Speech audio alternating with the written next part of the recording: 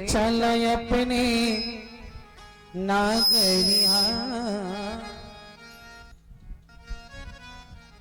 और ले चल अपने नागरिया अवध बिहारी सावरिया अवध बिहारी सावरिया। सब लोग बोले जय श्री राम। अपने नागरिया ले चल अपने नागरिया अवध बिहारी सावरिया अवध बिहारी सावरिया।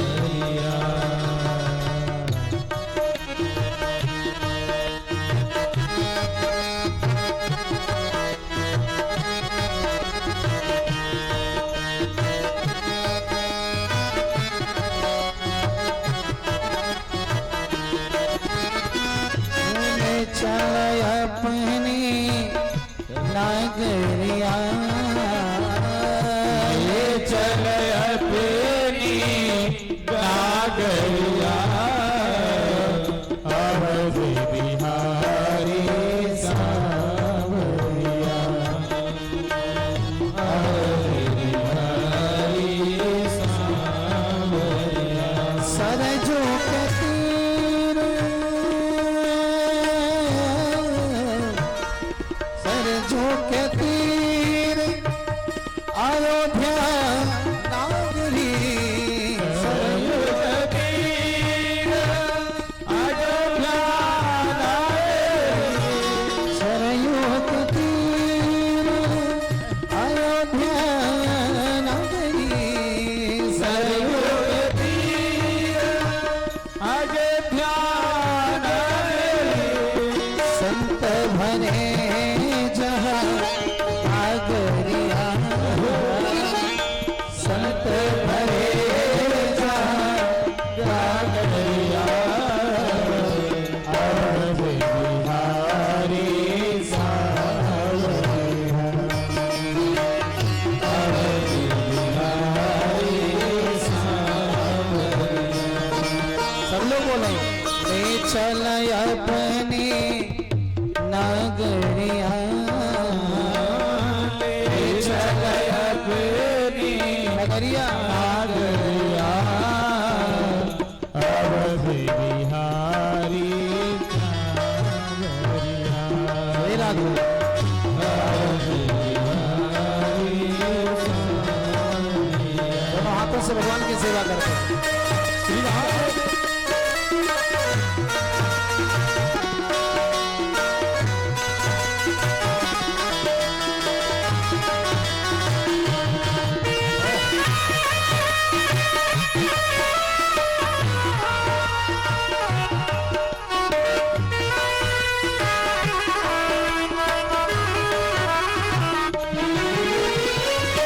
कनक भवन सिया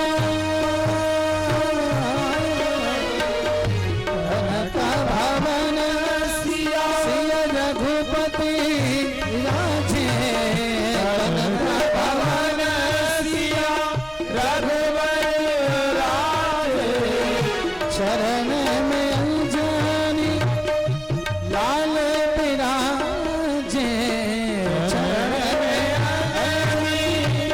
लाल विराजे। देखे भई मैं तो बावरिया देखे भई मैं तो बावरिया अवध बिहारी सावरिया अवध बिहारी सावरिया। ले चल अपनी नागरिया ले चल अपनी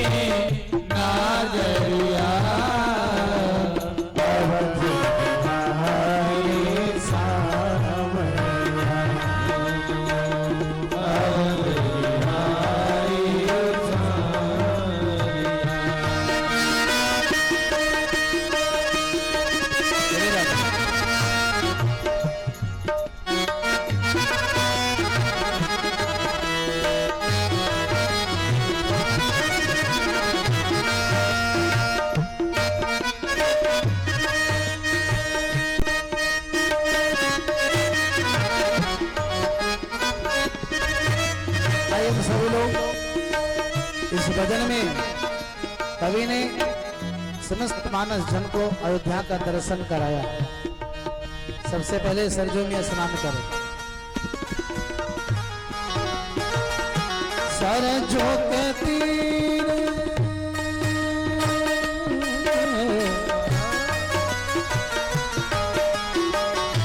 सरजू के तीर अयोध्या सरजू के तीर अयोध्या सरजू के तीर सरजू के तीर सरजू के तीर अयोध्या संत भरे जहाँ कागरिया संत भरे जहाँ कागरिया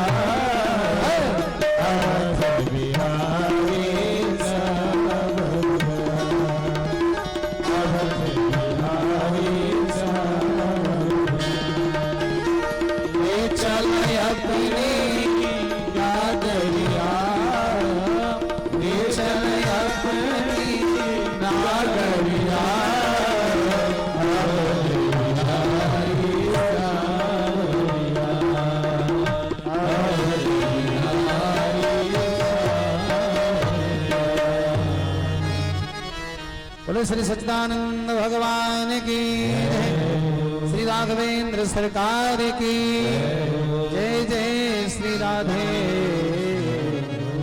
श्याम।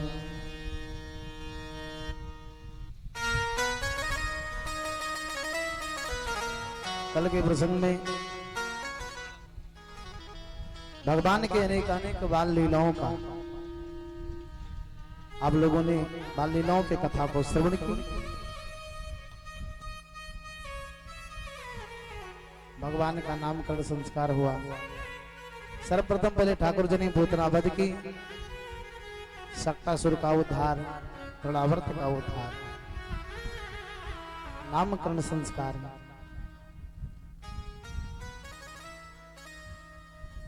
भगवान का उखल बंधन, यमला अर्जुन का उद्धार, ब्रह्मा जी के मोह को भी ठाकुर जी ने नाश किया और कालिए पर कृपा की। यहां तक के कथा आप लोग सुने। इस बीच में कथा आती है जीवात्मा और परमात्मा के मिलन की कथा, जिसे हम कहते हैं गोपी चीर हर, जो बहुत ही मार्मिक है। मेरे भाई बहन, राम जी में और श्याम जी में इतना ही अंतर है कि राम जी का पावन है चरित्र और कृष्ण जी का चरित्र है विचित्र। इसीलिए चतुश्लोकी भागवत में कन्हैया ने पहले ही कह दिया है, ऋतेर्थम यत प्रतीयेत ना प्रतीयेत चात्मन तद विद्याम तात्मनो मायाम यथा भासो यथा तमः। मेरे चरित्र कुछ ऐसे टेढ़े मेढ़े हैं ना कि जो तुम देख रहे हो, जिसे सत्य समझते हो, वो सत्य नहीं है। सत्य तो कुछ और ही है। हम सभी भगवान को क्या देखते हैं? ही तो देखते हैं कि भगवान समस्त स्त्रियों के बीच में नाचे। भगवान ने 16,108 विवाह किया। कई लोग इस पर चर्चा भी करते हैं, लेकिन मैंने कल आप लोगों को 2 लाइन में बहुत बड़ी बात बताई है कि ना लक्ष्मी कभी गर्भ धारण करती है और ना नारायण कभी गर्भ में आते हैं। ये तो परमात्मा का एक लीला मात्र है। अरे मैं कहूंगा 16,108 को क्या, दुनिया की जितनी जनसंख्या है सब भगवान की ही पत्नी है। क्योंकि पति माने होता है पालनहार। पति माने पालनहार। हर एक स्त्री के जीवन में 2 लोग पालनहार होते, पिता पति। विवाह से पहले पिता उसका देख रेख करता है, पालनहार है ना, पालन पोषण करना। विवाह के बाद पति उसका पालन पोषण करता है। तो पति का मतलब केवल दाम्पत्य जीवन में प्रवेश करने वाले का ही नाम नहीं। पति माने जो संसार का पालन करे, जो संसार की देख रेख करे, जिसके हाथ में तीनों लोकों की बागडोर हो, उसी का नाम जगतपति है। और परमात्मा मेरे जगतपति, त्रैलोक के अधिपति हैं। हर कोई भगवान के दरबार में जाकर के यही कहता है, तुम हो ये कय गोचर सबके प्राणपति, इस विधि मिलो दया में तुमको मैं कुमति। हे प्रभु, सबके प्राणपति। अच्छा एक बात आपको बताइए, प्राणपति भी हैं भगवान, क्योंकि मेरे भाई ये जो शरीर आपका है ना, इस शरीर की प्रतिष्ठा और शरीर का जय जयकार तभी तक है जब तक वो प्राण पालनहार इसके अंदर बैठा है कि नहीं? और जिस दिन उसकी सत्ता निकल गई, जो वार हम में भी इधर उधर फूले नहीं समा रहे, वो बेकार हो गया, किसी काम का नहीं। रात दिन जो पत्नी कहा करती थी, अरे हम आपके बगैर रह नहीं सकते, बेटा जो कहा करता था कि पिताश्री हम आपसे अधिक स्नेह करते हैं, वही दोनों मिलकर क्या कहेंगे, जल्दी से बाहर करो, नहीं कहीं मेरा घर अशुद्ध ना हो जाए। जाएगा जब यहां से कुछ भी न साथ होगा, केवल 2 गज कफन का टुकड़ा तेरा लिबास होगा। प्रहलाद जी ने भी समझाया है वह जो है दैत्य बालकों को। जब दैत्य बालकों ने पूछा, वो कथा खैर आप लोग सुन चुके हो परसों, कि भैया खिलाता पिलाता हमारा पिता है, माँ हमारी सेवा करती है, पिता हमारे कमा के हमको लाते हैं, तो ये भगवान को बीच में क्यों लाते हो, भगवान का हम भजन क्यों करें? तो प्रहलाद जी ने बड़ी उत्तम बात बताई कि भैया घरानी भूमो पसवो ही गोष्ठे, नारी गृहे द्वारि सखा श्मशाने, देहश्चिताया परलोक मार्गे, धर्मानुरागो क्षत जीव ऐसा। बच्चे बहुत ध्यान से सुने, आप लोग भविष्य के कर्णधार हो। घरानी भूमो पशवो ही गोष्ठी, ये घर भूमि और पशु आदि की जो गोष्ठी है, ये यथावत वही रह जाते हैं जहां है। न घर कभी हिलता है आपके साथ जाने के लिए, और जमीन जायदाद पशु वही रह जाएंगे। और अपनी पत्नी कहां तक जाएगी बेचारी, अब करे तो क्या करे, मर्यादा है ना, उसके आगे जा भी तो नहीं सकती। नारी गृहे द्वारी, नारी बहुत करेगी तो रोती बिलकती घर के दरवाजे तक आकर बाहर निकल जाएगी बस। और सखा जो हित मित्र आपके सगे संबंधी जो कहा करते थे, भैया अरे हम आपसे अधिक स्नेह करते, ये कहां तक जाएंगे? सखा श्मशाने, सखा बहुत जा सकते बेचारे, तो शमशान तक जा सकते। अच्छा देखिए, उसका नाम शमशान इसीलिए है क्योंकि वहां जाने के बाद में सभी लोगों का सान सम हो जाता है। वहां ना कोई रंग रह जाता है, ना कोई राजा रह जाता है। वही तो जाने के बाद पता चलता है कि भैया संसार में कुछ नहीं है, नस्बर। सभी लोग फिर जो है आध्यात्म की बातें करने लगते हैं, अरे देखो भैया सब छोड़ के चला गए, बड़ा कौड़ी कौड़ी माया जोड़े, क्या लेकर गए साथ। तो घरानी भूमो पशवो ही गोष्ठी, नारी गृहद्वारी सखा कहाँ तक, शमशाने। और मेरी माइया मेरे भाई, ये जो शरीर है जिसे आप डब लगाते हो, इत्र छिड़काते हो, होठ क्रीम पाउडर लगा करके सजाते हो, ये शरीर कहाँ तक साथ देने वाला है आपका?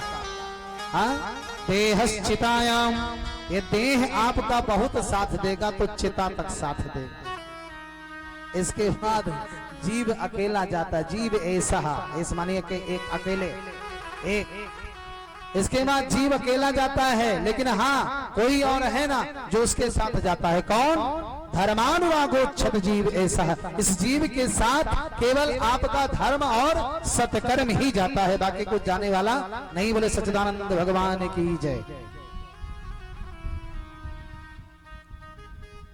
अब इसका मतलब ये नहीं कहते कि सब लोग विरक्त हो जाओ, लेकिन जहां भी हो, जिस अवस्था में हो, वहीं रह करके भगवान से नित्य प्रति संबंध बनाते हो।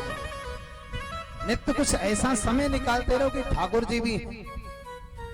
और एक बात आपको बता दें, यहाँ बच्चे भी तमाम बैठे हैं, पढ़ने वाले बच्चे। आप कोई भी तैयारी करो, कोई भी पढ़ाई करो, नियम बना लो, उस पढ़ाई में पूजा भी जोड़ लो कि हम पूजा करेंगे, पढ़ाई करेंगे, दोनों करेंगे। 6-6 मिनट केवल जोड़ो, ज्यादा समय मत व्यस्त करो ना इधर उधर। 6 मिनट केवल भगवत भजन करते रहो, फिर देखो उत्तरोत्तर आपकी पढ़ाई हर वर्ष की अपेक्षा अगर आगे ना हुई तो फिर आकर के मुझसे कहना मैं कथा करना बंद कर दूंगा। इतना मैं गारंटी के साथ बोलता हूँ। प्रभु पर विश्वास रखते हुए, निष्ठा रखते हुए अपना कार्य करो, जो भी कार्य करते हो। इसीलिए तो विद्यालयों में प्रार्थना कराया जाता था ना, वह शक्ति हमें दो दयानिधि। ये दयानिधि वह शक्ति दो, कौन सा? कर्तव्य मार्ग पर डट जावे, और क्या? पर सेवा पर उपकार में हम जग जीवन सफल बना जावे। मुंह से तो खूब बोलते हो, लेकिन जब दूसरों की सेवा करने की बारी आती है तो बड़े घृणा होते हैं उस जीव से। कहना आसान है, करना बड़ा मुश्किल है। और आजकल तो बच्चे ऐसे ऐसे विद्यालय में पढ़ते हैं जहां पे अब प्रार्थना नहीं प्रेयर होता है। तो आप कहोगे दोनों एक ही भाषा है, एक ही कैसे हो सकता है? प्रेम प्रेम है, लव लव है, एक कैसे हो सकता है? प्रेम एक बार जिससे होता है जन्म जन्मांतर तक रहता है, और विदेश का लव बार बार हुआ करता है। प्रेम भारतीय है और लव विदेशी है। प्रेम के सामने लव कभी नहीं लग सकता, इसकी तुलना में तो बहुत पीछे है। बोले सच्चिदानंद भगवान की। आइए जीवात्मा और परमात्मा के मिलन का प्रसंग। हेमंते प्रथमे मासे नंद ब्रज कुमारी का। हेमंत का जो प्रथम महीना है, जिसे कहते हैं मार्गशीर्ष, अगहन का महीना। 6 ऋतु होते हैं, 2-2 महीने का एक एक ऋतु चलता है कि नहीं? 2 अयन है, 12 माह है, 6 ऋतु है, तो 2-2 महीने का एक एक ऋतु। तो हेमंत महीने का प्रथम मास जो है अगहन का महीना है। और जो ब्रज की जितनी भी कुमारिकाएं हैं नंद गांव की, समझ लोग क्या करती हैं? ब्रह्म मुहूर्त में जगती हैं, माता यमुना में जाकर के स्नान बनाती हैं, और उसी यमुना के तट पर सुंदर एक दिव्य माता जी का मंदिर है, कात्यायनी माता का।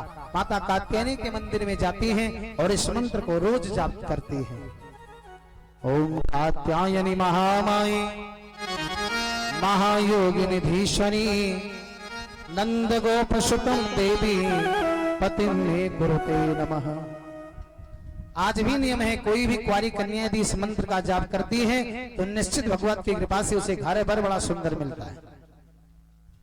एक बात आपको बता दे, दाम्पत्य सदैव अनुकूल होना चाहिए, और यदि दाम्पत्य प्रतिकूल हो गया, दाम्पत्य पति और पत्नी मिलकर के, मेरे भाई बहन, ये दोनों एक ही रथ के 2 पहिया होते हैं, एक भी पंचर हो गया तो रथ आगे नहीं बढ़ेगा। ऐसे पति पत्नी के जो विचार हैं एक जैसे होने चाहिए। तो इसमें कोई शर्म नहीं, कोई संकोच नहीं। ये ब्रज की जो कन्याएं, ये भी माता जी के मंदिर में जाती हैं। और ओम कात्यायनी महामाये महायोगन धीश्वरी, हे माता आप योगिनियों के अधिष्ठात्री देवी हो, हे माता कात्यायनी। नंद गोप सुतम, जो नंद गोप का सुत है ना, वह मुझे किस रूप में मिले?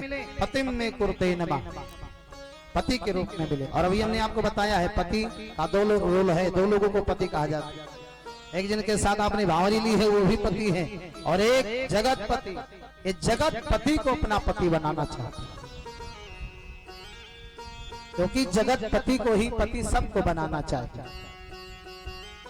नीरज जी ने कहा था ना, ऐसे पति को क्यों भरे जो जन्मे और मर जाए, और बर बरिए गोपाल को जासो चुड़िला अमर हो जाए।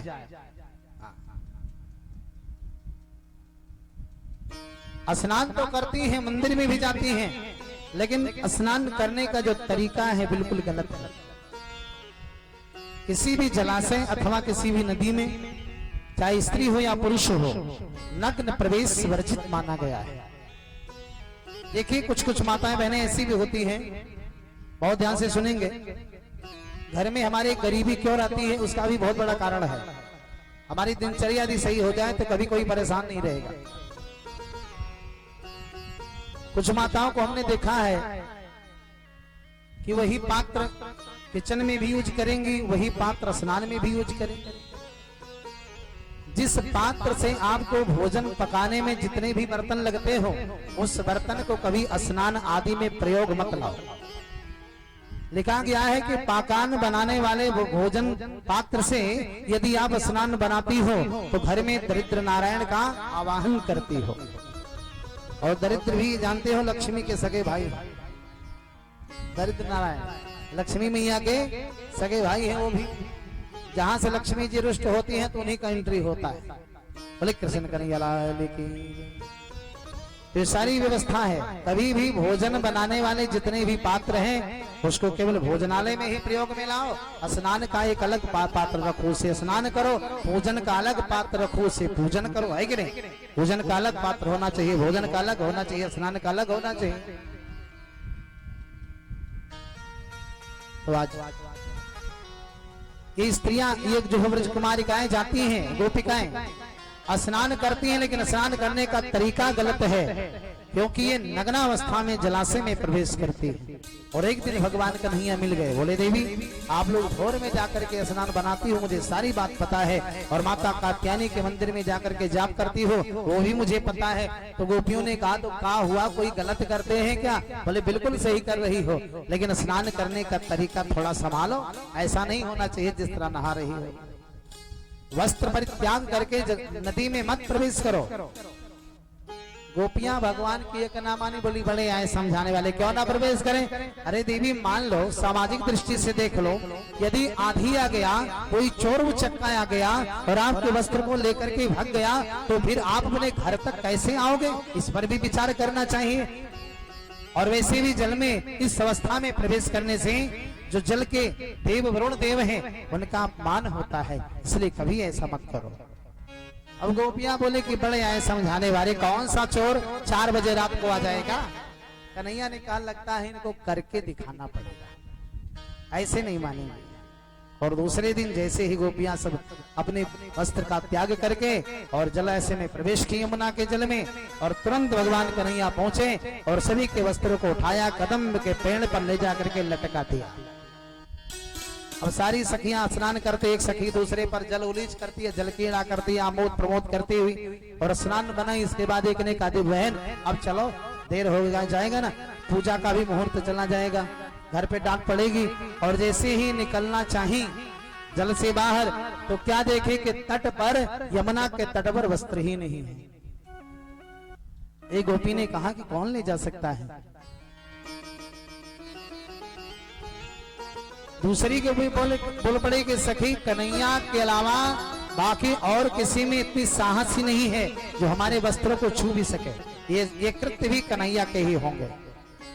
तब तक एक गोपी की दृष्टि पड़ गई, वो देखो श्रीमान जी कदम के मध्य में वस्त्र लटका करके बैठे हुए, और गोपियां हाथ जोड़ करके स्तुति करना शुरू की, हे कन्हैया श्याम सुंदर ते दास्यम परमामित बोधितम देहि वासांसे धर्मज्ञ नोचेदिराज्ञा ब्रवामहे। गोपियां बोल पड़े कि श्याम सुंदर ते दास्यम, हे श्याम सुंदर हम तुम्हारी दासी हैं। करवामित बोधितम, जो कहोगे सो करेंगे। देहि वासांसी धर्मज्ञ, हे धर्मात्मन हमारे वस्त्र को दे दो। और चौथे में क्या बोली? नोचेद राज्ञा ब्रुवामहे। एक संत ने बड़ा सुंदर भाव दिया है कि इस कन्याओं में चारों वर्ण के स्वभावतः चारों वर्ण की कन्या है, स्वभावतः चारों वर्ण की कन्या है। जो शूद्र वर्ण की कन्या है, क्योंकि छोटे लोगों में सेवा भाव बड़ा अधिक होता है। तो क्या बोल रही? श्याम सुंदर ते दास्यम। और जो वैश्य समाज के लोग होते हैं उनमें समझौते की भावना बड़ी अधिक होती है। तो जो वैश्य स्वभाव की कन्या है क्या बोल पड़ी, करवामि तवोदितम। और जो ब्राह्मण लोग होते हैं, ब्राह्मणों को धर्म कर्म की बातें ज्यादा याद रखते हो, क्योंकि ब्राह्मण का कर्म ही है मुख्य, धर्म में तत्पर रहते हुए जन कल्याण करना, ये ब्राह्मण का प्रमुख धरोहर है ना। तो जो ब्राह्मण स्वभाव की कन्या है बोल पड़ी,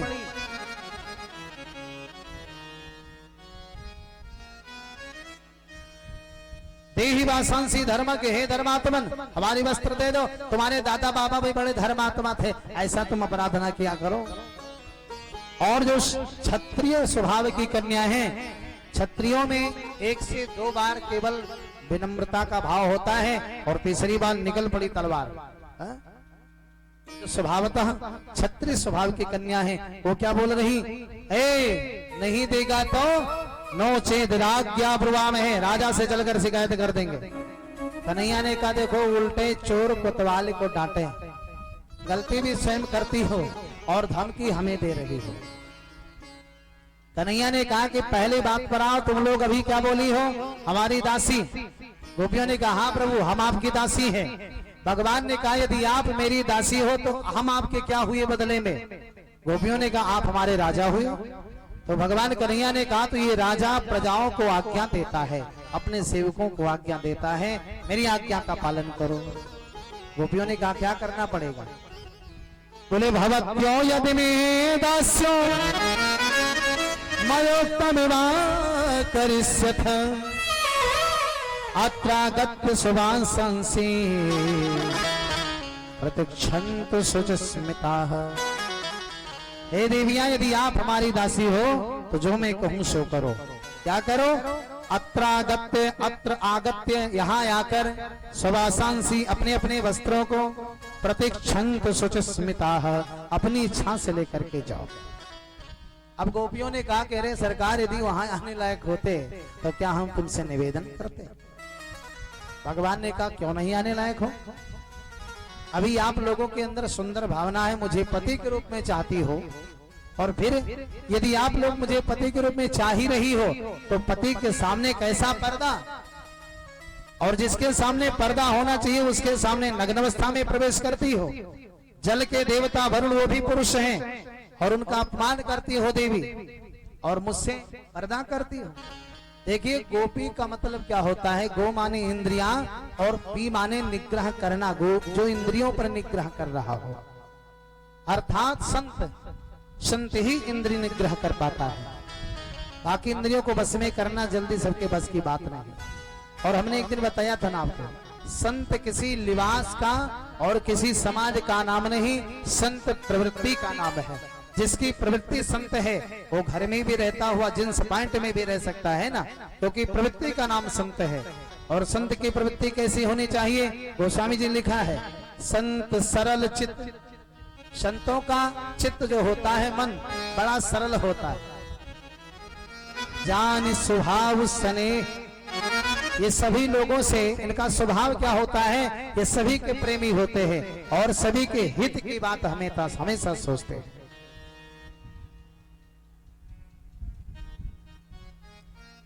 तो आज जैसे भी करके भगवान ने जब इस तरह से आज्ञा दी तो गोपियां अपने मन में लगी सोचने की देवी ठीक कह रहा है कन्हैया, यदि कन्हैया को हम ईश्वर की दृष्टि से देखें तो हरि व्यापक सर्वत्र समाना, प्रेम ते प्रकट हो ही में जाना।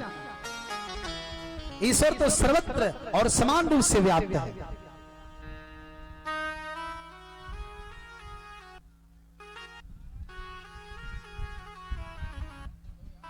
बोले सदानंद भगवान की। तो गोपियां बोल पड़ी कि देवी ये तो ईश्वर है, और हम कन्हैया को ईश्वर की दृष्टि से यदि देखें तो ईश्वर तो सर्वत्र व्याप्त है, और ईश्वर के सामने कभी कोई भी जीव किसी प्रकार कोई पर्दा कर ही नहीं सकता। चाहे आप हजारों वस्त्र पहने हो तो भी ईश्वर की दृष्टि में निर्वस्त्र हो, चाहे आप किसी भी बंद कक्ष में बैठे हो तो भी आप ईश्वर की दृष्टि में हो, चाहे आप मैदान में हो तो भी आप ईश्वर की दृष्टि में हो, क्योंकि जीव की निगरानी ईश्वर सदैव करता है। किसी कवि ने बड़ा सुंदर भाव दिया।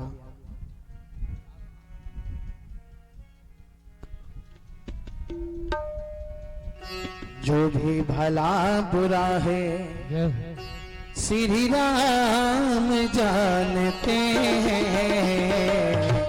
जो भी भला बुरा है श्री राम जानते हैं, जो भी भला बुरा है।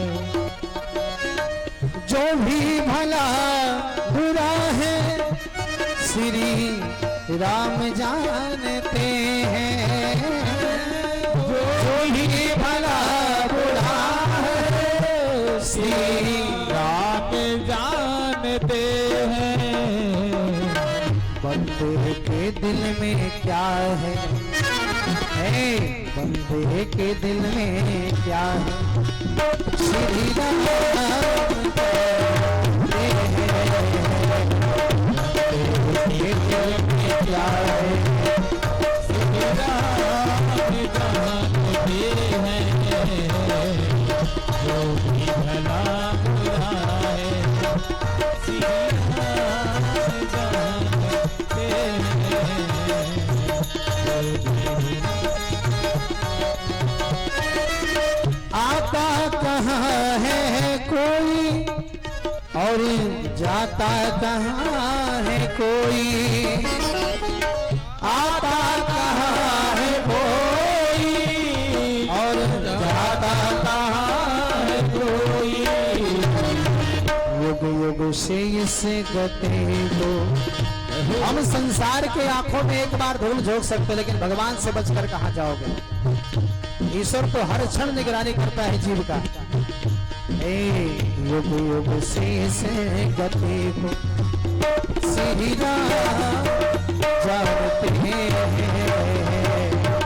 युग युग से गति को श्री राम जानते हैं, जो भी भला बुरा है श्री राम जानते हैं, जो भी भला बुरा है।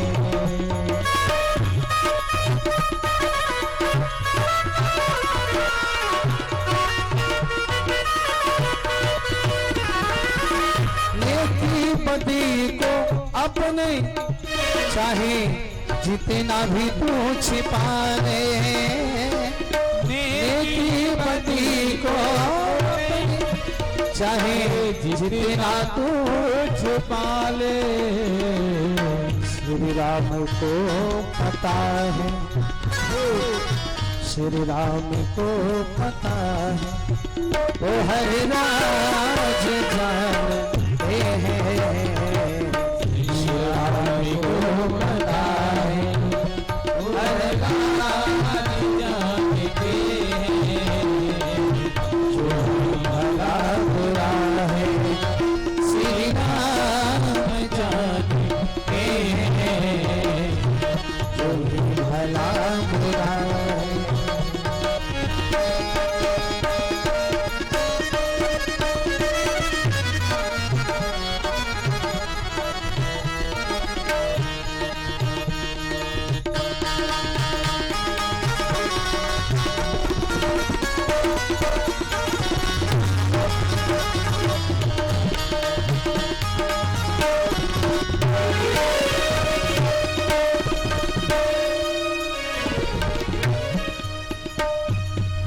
किस्मत के नाम को तो सब जानते हैं, लेकिन किस्मत के नाम को तो सब जानते हैं, लेकिन किस्मत में क्या लिखा है, किस्मत में क्या लिखा है, ये केवल राम जानते हैं, किस्मत में क्या लिखा है, ओ श्री राम जानते हैं, जो भी भला बुरा है श्री राम जानते हैं, बंदे के दिल में क्या है श्री राम पहला तो गोपियां भी कोई साधारण नहीं, बड़े बड़े महात्मा ही गोपी के वेश में और जन्म लेकर के आए हैं।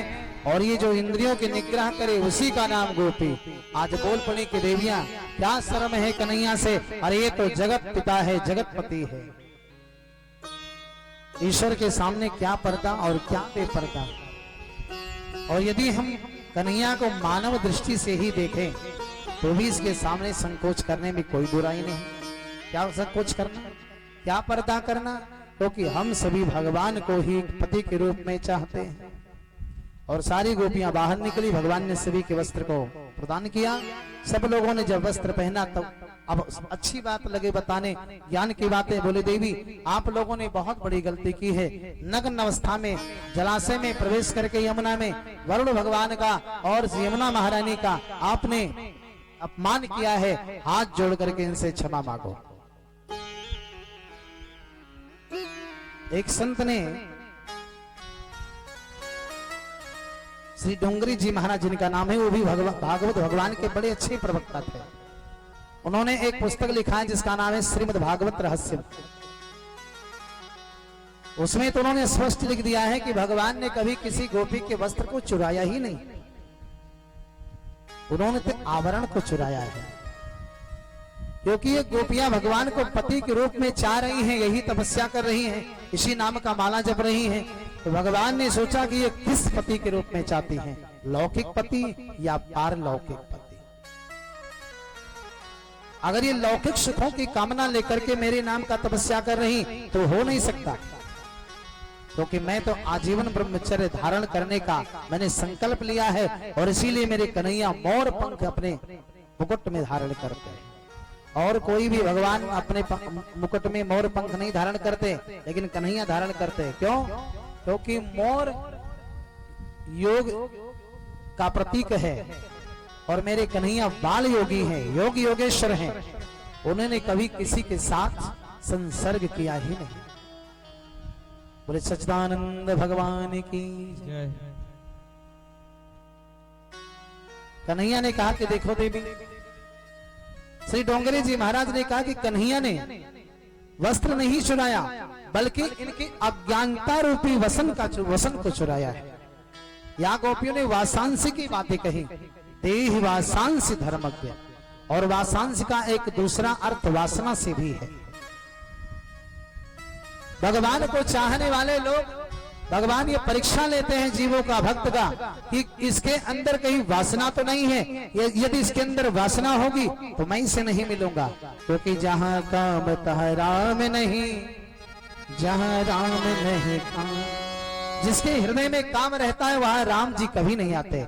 और जहां राम जी बैठते हैं ना, वहां तो कभी वासना किसी को दुख दे ही नहीं सकता। और मन की गति कैसी होती है? मन की गति ऐसी है ना, एक बार मन अगर कहीं भगा विषयों के तरफ और आपने उस विषय वस्तु को ला करके मन को दे दिया, मन कहता है शरीर को मिलता है। बड़े ध्यान से सुनेंगे। तो एक बार जब मन भगा तो फिर दूसरी डाली पे भगेगा, तीसरी डाली पे भगेगा। ठीक उसी प्रकार से जैसे किसान धान को खेत में जब डालता है तो एक धान के बीज से एक पौधा निकलता है और उस पौधे के साथ साथ सैकड़ों धान लटकते हैं। ऐसे मन यदि एक बार एक विषय को प्राप्त कर लिया तो सैकड़ों विषयों पर भटकता फिरेगा। और उस धान को यदि भूसी छुड़ा दिया जाए, विशुद्ध चावल हो जाता है। और चावल को खेत में डालोगे उसमें कोई अंकुर जो है प्रस्फुटित नहीं होगा। तो भगवान ने गोपियों के इसी आवरण का भंग किया है, इस वासना को चुराया है, ना कि किसी के वस्त्रों को चुराया। और हमेशा हमेशा के लिए जो यदा कदा छोटी मोटी इनके अंदर अज्ञानता रूपी अविद्या जो बैठी है, इसको भगवान ने दूर करके विशुद्ध चावल की तरह स्वच्छ और शाश्वत बना दिया। बोले श्री सच्चिदानंद भगवान की। ये 5 वर्ष की हमारे कन्हैया थे तब की कथा है। आज कन्हैया 7 वर्ष के हो गए और पूरे ब्रज में अनेक अनेक पकवान बनाए जा रहे हैं देवराज इंद्र महाराज के लिए। वर्षा ऋतु आने से पूर्व ये सभी लोग इंद्रदेव को प्रसन्न रखने के लिए पूजा करते हैं। इनकी ये मान्यता है कि हमारे इस पूजन से प्रसन्न होकर देवराज इंद्र जी अच्छी वृष्टि करेंगे।